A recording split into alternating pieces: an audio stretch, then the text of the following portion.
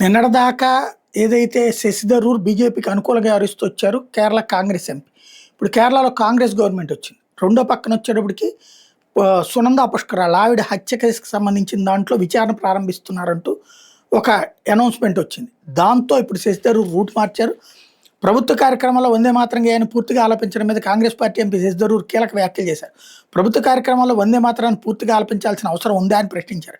ఇలా చేయడం వందే మాతరాన్ని అనవసరంగా రుద్దడమేనని అభిప్రాయపడ్డారు.